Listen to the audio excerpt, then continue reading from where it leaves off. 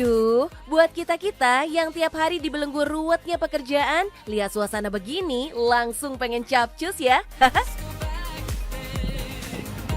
Adem banget, sejuk, makan enak di tengah sawah begini. Jadi rindu kampung ya. Pantes aja, banyak pesohor yang ketagihan dolan kemari. Tuh, Tengku Wisnu dan Buya Yahya aja betah banget ngadem di sini, Bos. Jadi penasaran kan, apa istimewanya resto wisata cantik yang lokasinya di tengah-tengah pemukiman warga ini? Bahkan ada kereta wisata khusus yang disediakan buat antar para pengunjung loh. Terus pilihan menunya harganya edan, mulai dari 2.000-an aja, tapi omsetnya bisa ratusan juta. Fix dah, kudu kita kulik nih bos. Hai, selamat datang di Kampung Jowo, wisata kuliner terfavorit di Malang beserta keluarga Anda tercinta. Makan mewah di tengah sawah. Kepengen tahu? Silakan klik di cuan bos.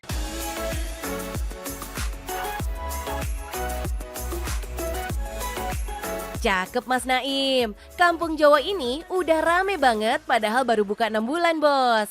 Gimana enggak, lawang di sini tuh one stop healing deh konsepnya. Nggak cuma makan doang, pengunjung bisa seseruan main ATV, memancing, sampai bebas angon bocah di playground. Beneran wisata keluarga banget kan? Makin seru lagi, restonya tuh open kitchen bos. Jadi, semua orang tuh bisa nontonin proses masak, yang semuanya masih sangat tradisional, pakai tungku kayu bakar bos. Tuh, masak nasinya aja masih pakai kukusan zaman nenek kita dulu.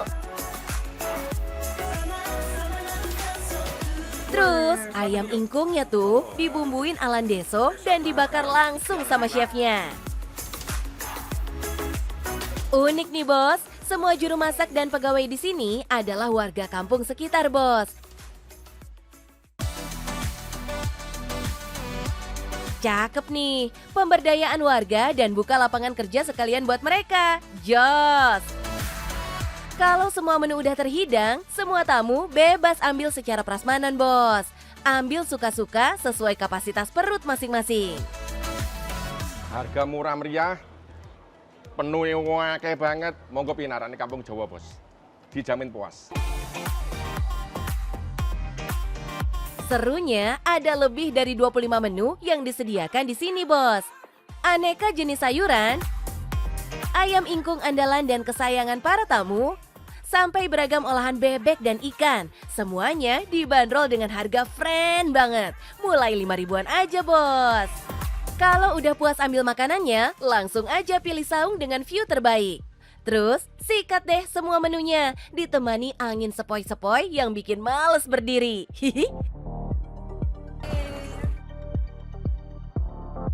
Jangan lupa minumannya bos, es beras kencurnya juara. Seger banget dan mujarab usir capek-capek di badan.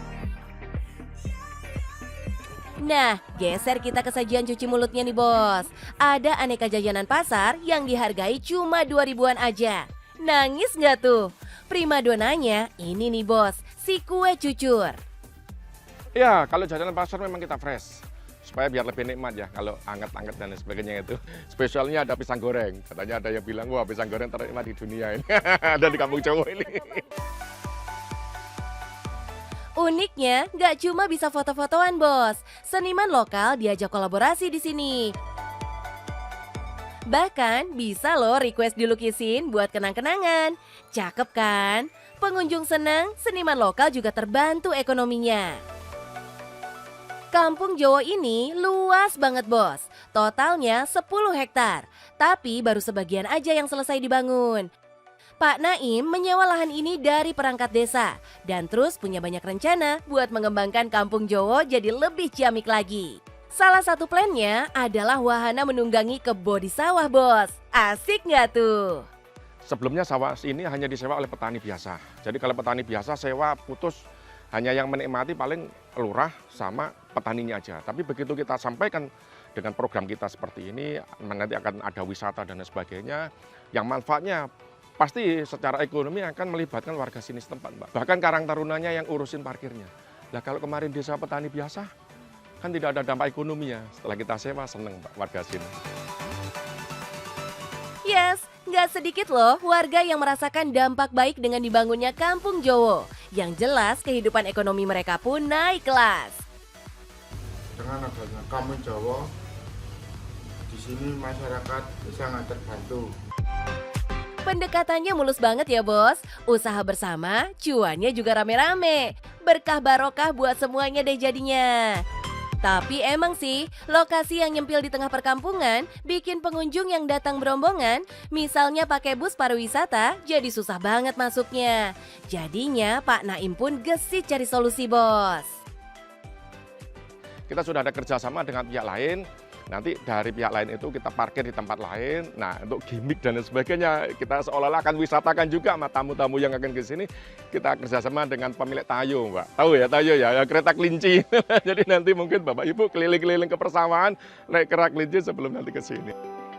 Wah, cakep banget kan? Keterbatasan malah jadi peluang kerjasama baru. Ini nih, baru namanya pengusaha sejati. Hasilnya nyata bos, sehari bisa sampai 300-an orang datang kemari. Bahkan di akhir pekan bisa sampai 1.000 orang. Artinya kan 9.000 pengunjung tuh tiap bulan. Kalau masing-masing belanja 20 ribuan aja misalnya, masuk tuh 180 jutaan. Keren kan bos? Di saat banyak orang gulung tikar di masa pandemi, Pak Naim dengan berani malah memulai usaha menjawab kebutuhan banyak orang yang haus tempat liburan asyik yang aman buat prokes. Banyak sekarang aset-aset daerah terutama di pedesaan-pedesaan itu Mbak, mereka punya aset yang saat ini masih kita anggap masih mati ya, tidak bisa termaksimalkan dengan baik. Sebaiknya mereka bisa bekerja sama dengan pihak-pihak ketiga yang barangkali untuk bisa dibuat wisata-wisata kuliner atau wisata-wisata edukasi lainnya dan lain sebagainya. Sebenarnya banyak peluang yang bisa diambil dari situ Mbak. Satu lagi bos, kolaborasi. Maju bersama, gandeng warga dan sesama pengusaha. Akhirnya hokinya juga bisa dinikmati buat semua. Keren! Lho rek, deloken tak goreng nih mendoan iki lho rek. Sampai gedang goreng. Waduh, nikmat mana lagi yang kau dustakan. Yang penting cuan, bos.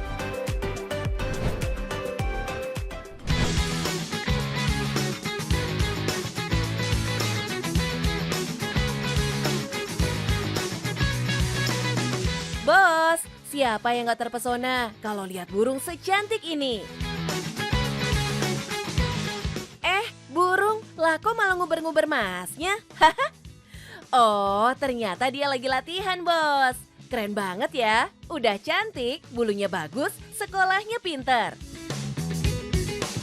Pantes aja harganya gila, bahkan ada yang sampai ratusan juta per ekornya. Widih. Gak percaya? Lihat nih, koleksinya Jacqueline Wijaya, seorang chef pastry dan YouTuber cantik yang punya puluhan ekor burung sultan senilai miliaran rupiah di rumahnya. Wadaw, mahal bet. Pantes aja Jacqueline sayang banget sama burung-burungnya. Sampai bikin sesi latihan terbang di luar segala loh. Duh, jangan kabur ya Bur. Nyesek banget kan kalau sampai hilang? Mahal bos. Nah, mahalnya harga burung paruh bengkok ini bikin Rizky Kinos, suami Jengkelin alias Nikta Gina, juga gesit banget mengendus peluang bisnisnya. Jadi deh doi beternak, bahkan harga seekor burungnya sampai puluhan juta loh. Wedian! Gak mau kalah gesit sama Jacqueline dan Kinos, kita kudu kenalan yuk sama owner Parrot Nusantara. Yang manuver bisnis dan cuannya gak kalah galaknya.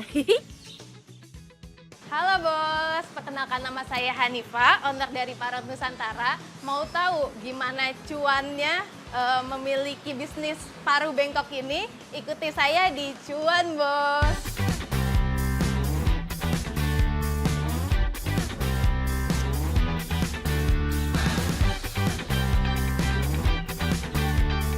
Aduh, lucunya aneka jenis parrot alias burung paruh bengkok ini.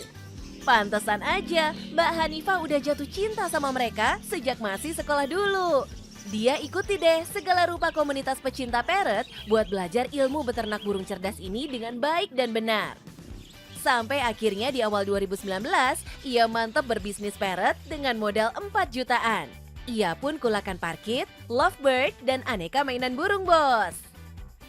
Saya memilih burung-burung parrot pun karena memang dia mudah dijinakkan dan dia juga tergolong burung yang pintar. Namanya juga si paruh bengkok, karena paruhnya melengkung ke bawah begini, Bos. Indonesia punya banyak banget jenisnya, mulai dari parkit, betet, sampai si sultan burung bayan. Bulunya tuh bikin gak kuat, Bos. Warnanya keren-keren banget, terang, cerah, dan mencolok banget.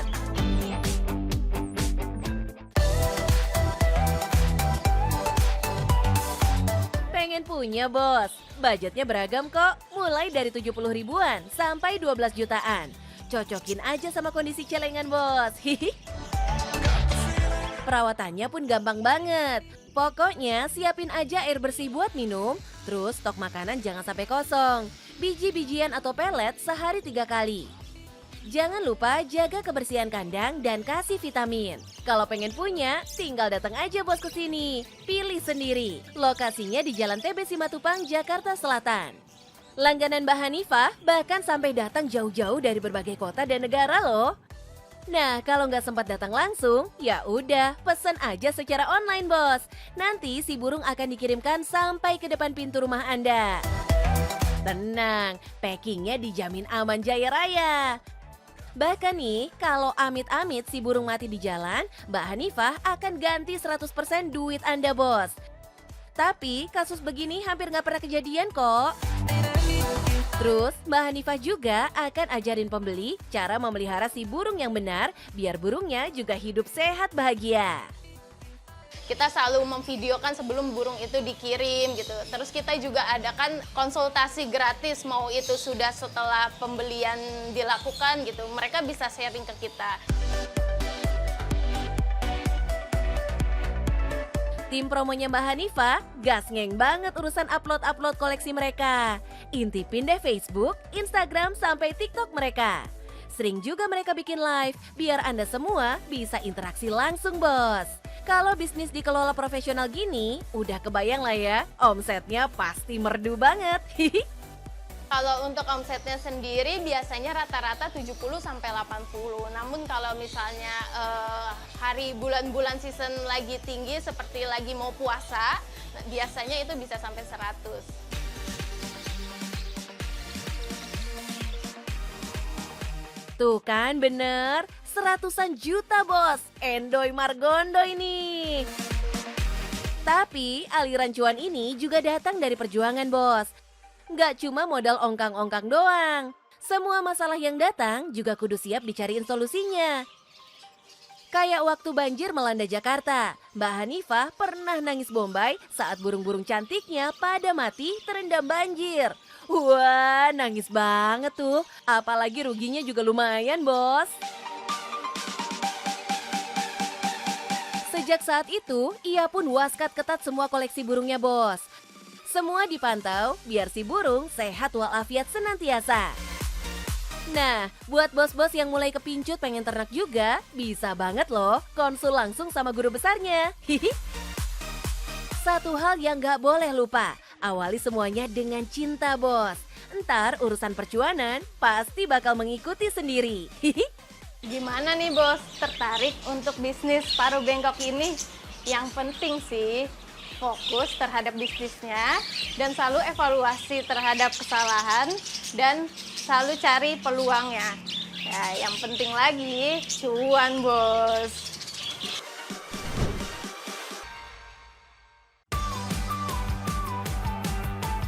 Bos, lihat nih, ada yang bulat tapi bukan tekad, ada yang berwarna tapi bukan cinta. Terima aja ya, Bos, karena gombal adalah jalan ninjaku. Makin panas gombalan, kalau sogokannya yang manis-manis gini, warnanya gemes banget kan? Siapa yang gak doyan coba?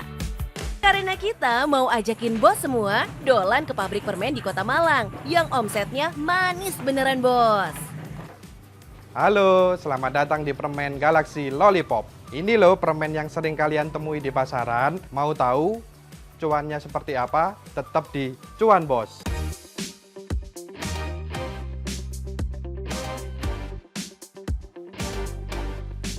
Yes, Mas Nungki udah bergelut dengan manisnya lollipop selama 6 tahunan, Bos. Sejak usianya masih remaja loh. Keren gak tuh? Ternyata, Bos, bikin permen tuh syaratnya satu. Gak boleh takut panas. Mirip-mirip ilmu debus lah. Bercanda loh, Bos. Ya kalau kena ciprat, kalau kena panas ya biasa, ya melempuh-melempuh. Penasaran gak sih? Kok bisa-bisanya Mas Nungki sampai kecipratan adonan permen? Bikinnya gimana, Thomas? Gula yang dipakai juga bukan gula biasa ya, Bos. Ini gula khusus permen yang harus dipanaskan sampai meleleh. Sehari bisa loh habis 150 kg gula, Bos. Gula permen lebih glowing, halus dan putih. Apa kabar tuh kalau harga gula lagi meroket, Mas? Kita motong di beratnya biasanya 30 gram, kita kurangi dikit jadi 28 gram gitu. Nah, gula yang sudah leleh ini terus dibubuhi perisa, lalu diuleni di dalam mesin khusus yang akan menarik-narik adonan sampai jadi panjang dan lentur. Ingat, Bos, semuanya kudu dilakukan saat adonan masih panas. Setelah adonan molor begini, baru deh dicampur adonan permen gula yang sudah diberi warna. Seru banget ya, bikin adonan ini jadi panjang, terus dipotong-potong. Lalu dicetak deh sesuai bentuk yang dipesan. Cute banget. Sang ayahlah yang mengajarkan bisnis ini sampai meresap betul ke benak Mas Nungki, Bos.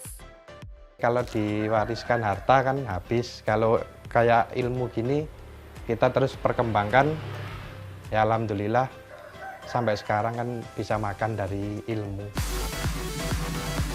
Selepas tamat SMA, Mas Nungki pun memilih 100% menjalankan bisnisnya demi menjamin sumber penghidupan bagi keluarga besarnya. Awalnya, pembuatan lollipop ini semuanya dilakukan di rumah. Terus lama-lama berkembang dengan membangun tambahan ruangan buat menampung 17 orang pegawainya. Yang perharinya bisa bikin sampai 25.000 buah lollipop. Modal lain yang kudu dimiliki seorang pengusaha, ya kudu sabar. Kayak Mas Nungki yang ajarin semua pegawainya dari nol. Maklum, sebelumnya belum ada usaha permen ini di daerahnya. Jadi semua pegawai harus belajar pelan-pelan.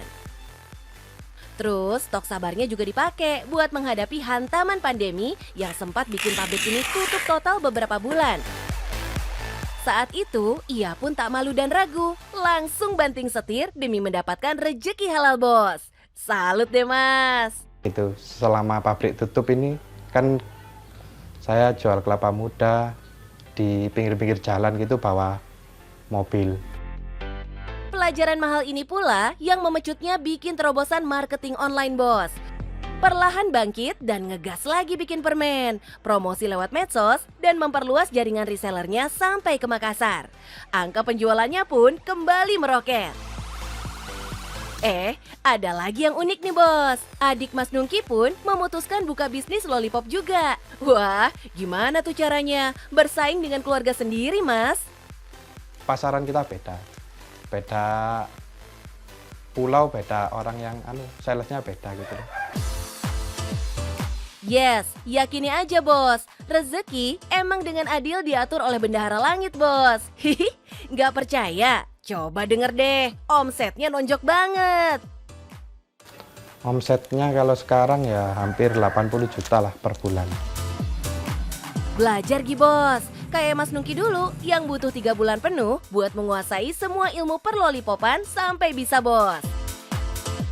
Bos, sudah tahukah manisnya cuan dari lollipop ini? Yang penting cuan, Bos! Tolong dipegang, Mbak.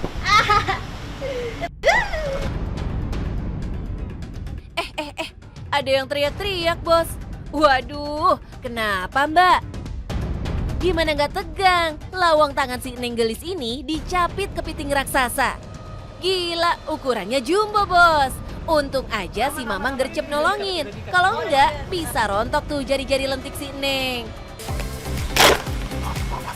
Edan sih, kepiting yang satu ini bodinya montok bener. Pantas aja dinamai kepiting sultan, karena emang harganya fantastis. Kebayangkan kalau dimasak seberapa puas dan kenyangnya kita. Apalagi bumbunya melimpah ruah begini. Beuh! Pantas aja, seekor kepiting seberat 2 kiloan bisa dihargai 1,4 jutaan per ekor. Wih, kebayangkan kalau lakunya sampai ratusan ekor? Bisa ratusan juta cuan, masuk tuh per bulan, bos. Halo bos, saya Sheila dari Sultan Kepiting. Mau tahu nggak betapa cuannya bisnis kepiting hidup dan kepiting olahan? Yuk intip di cuan bos.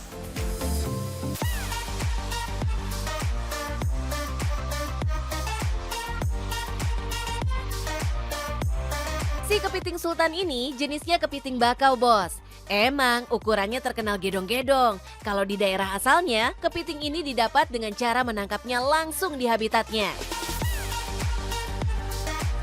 yaitu di hutan bakau di pinggir-pinggir pantai.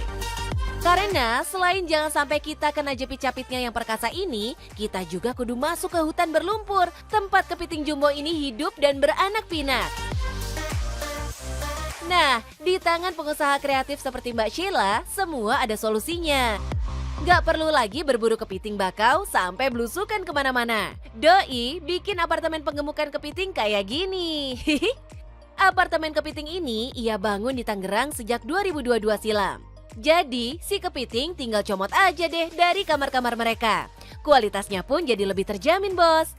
Dagingnya bakal gemoy banget dan lezat saat dimasak. Sering pastinya ketemu makan kepiting yang gak ada isi dagingnya kan. Nah, inilah fungsi-fungsi vertical crab house di mana kita menggemukkan kepiting yang kopong tersebut menjadi isi. Sarjana ekonomi yang awalnya berbisnis air laut untuk akuarium ini pun sukses besar. Karena kepiting yang dibesarkan dalam apartemen begini kualitasnya jadi premium. Apalagi waktu penggemukannya cuma 2-3 mingguan aja, bos. Oh, ternyata ada treatment khusus yang diberikan. Mulai dari rutin kasih vitamin, jaga kualitas air dan kadar mineralnya, serta rutin kasih pakan segar 2 kali sehari. Boxnya juga bahannya khusus, bos. Ada 2 bagian, yaitu badan dan penutupnya. Ruangan di dalamnya gelap, mirip seperti habitat asli si kepiting. Nah, namanya juga apartemen ya, jadi disusun ke atas. Lebih hemat tempat dan lahan pastinya. Konsep kita sebenarnya ya kita berbeda dari orang lain. Nomor 1 adalah dari size kepitingnya. Saya rasa bisa dikatakan satu-satunya tempat untuk makan kepiting yang ready size di atas 1 kilo tiap hari itu ada. Di habitat aslinya, kawanan kepiting bakau ini agak cadas gahar pergaulannya. Kalau lagi ganti kulit, mereka suka saling memakan satu sama lain alias kanibal, bos. Metode apartemen ini bikin mereka lebih aman dari gangguan predator sehingga pertumbuhannya bisa maksimal. Nah, biasanya kamar apartemen di sini penuh, bos. Sekitar 600-an kepiting tinggal di sini. Tapi sekarang tinggal separuh karena peminatnya lagi tinggi banget. Bahkan si kepiting bakau asli Sulawesi ini sampai dikirim ke berbagai daerah, bahkan ke luar negeri, bos. Tapi ini terjadi setelah udah jago nih ngurus kepitingnya. Dulu waktu baru mengawali bisnisnya, pernah tuh kepiting Mbak Sheila mati sampai puluhan ekor. Ia pun rugi puluhan kilo karena harga kepiting jatuh kalau dijual dalam kondisi mati. Makanya packingannya kudu super aman, biar kualitas kepitingnya terjamin aman tetap segar sampai tujuan. Bebas pilih loh, mau beli hidup atau beli matang yang sudah dimasakin sekalian juga bisa. Karena permintaan olahan masakan kepiting makin naik, akhirnya Mbak Sheila buka juga deh resto kepiting sultan yang menunya jempolan banget. Ada caramelized garlic butter crab, kepiting ala sultan, kepiting telur asin, kepiting lada hitam, typhoon garlic fried crab, dan kepiting asap rempah. Atau pengen makan kepiting rame-rame bareng keluarga atau sahabat? Pesan aja menu terbarunya nih, seafood platter sultan yang isinya banyak banget. Harganya mulai dari 275 ribuan sampai 1 jutaan. Siapa nih yang pengen icip kepiting tapi takut kolesterolnya ngamuk? Sini deh, denger tipsnya dari Mbak Sheila. Menu olahan kita banyak yang menggunakan bawang putih ya. Kalau ada yang kolesterol mungkin ya itu dibarengi dengan obat khusus atau ya rajin-rajin konsumsi seperti ya bawang putih dan sebagainya. Bos, udah kebayang belum berapa omset yang Hauce Shen Jinping itu? Combine ya, supply ke restoran dengan masakan ya, overall ya di atas angka 100 sih. Tapi ya again itu average ya, karena biasanya lebih rame di festive season. Karena kan kita provide hampers juga untuk biasa Natal, Tahun Baru, nanti ini kemarin Imlek, nanti juga ada hampers Ramadan. Nah, biar bisnis makin seru dan penjualan meroket, tim promo dan salesnya Mbak Sheila juga super rajin bikin konten di media sosial. Mulai dari Facebook, Instagram, sampai TikTok, semua dijabanin. Kalau Anda pengen merintis bisnis serupa, boleh loh belajar bareng Mbak Sheila. Mau kulakan indukan atau cari kepiting hidup, bisa juga ke sini. Nggak pakai lama, sikat deh bos. Nah bos, gimana? Udah lihat tadi untuk bisnis kepitingnya? Tips dari kami untuk memulai bisnis adalah 1. Harus punya unique selling point, 2. Rajin, gigih, dan 3. Tetap semangat.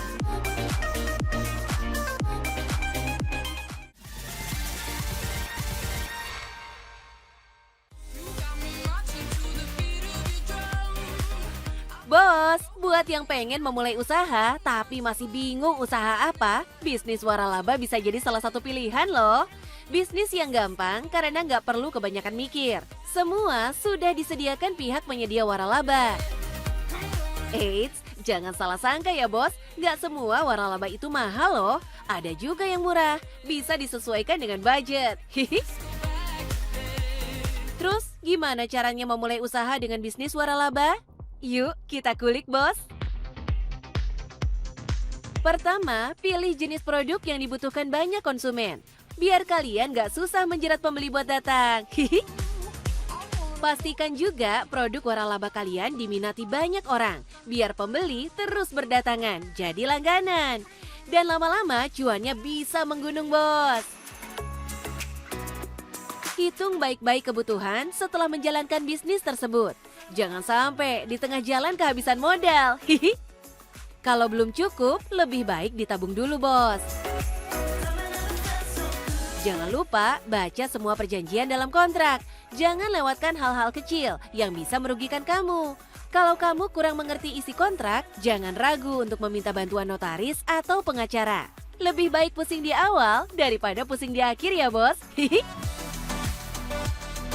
Dan yang paling penting, cari lokasi yang strategis, sesuai dengan bisnis pilihan kamu. Pilih lokasi yang mudah dijangkau, dekat dengan pusat keramaian. Semakin ramai, semakin banyak orang akan tahu bisnis kamu, bos. Nah, setelah bisnismu buka, siap-siap kerja keras. Kencengin promo, jaga kualitas, dan layani konsumen dengan ramah. Pelan-pelan cuan pasti datang. Sedikit-sedikit, lama-lama menjadi bukit. Semangat ya bos!